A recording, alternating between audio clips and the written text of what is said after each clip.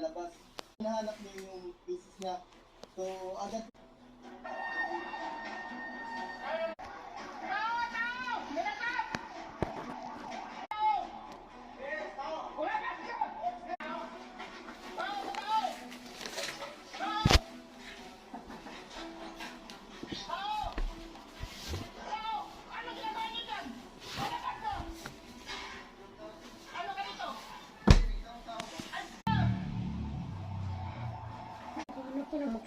nagkataon ma'am, yung establishment na pula is matanaw lang po galing sa Kasimba.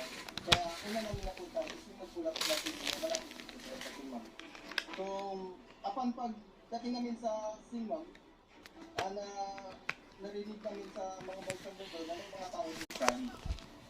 Ang naturang lalaki ay kinilalang si Ramon Capulo, 59 anyos, isang construction worker na kasalukuyang nagtatrabaho sa itinatayong bagong Jensan City Hall at isa ring Army Reservist. Dahilan upang magkaroon siya ng sapat na pagsasanay sa pagresponde sa mga emergency at disaster situation sa kabila ng panganib na dulot ng patuloy na pagyanig at banta ng pagbuho ng gusali. Hindi siya nag-atubiling pumasok upang tumulong.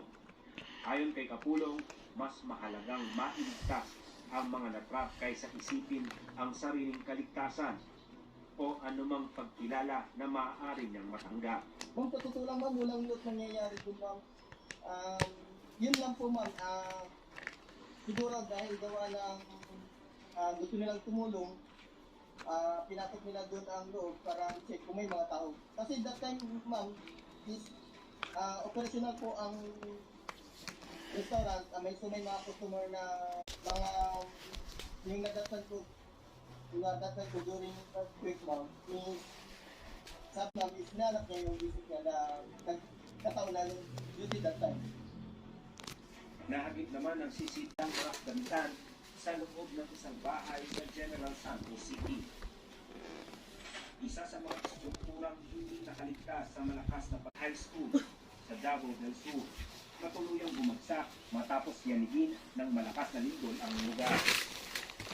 Batay sa mga ulat, unang bumigay ang bahagi ng gusali dahil sa tindi ng pagyanig sa nagdaang panahon. Wala namang naiulat na nasaktan. I'm not mute. I never was. Oh, sure. I'm gonna edit it. And then you see it's satisfying. Then go to my channel below. So time's going short. Bye!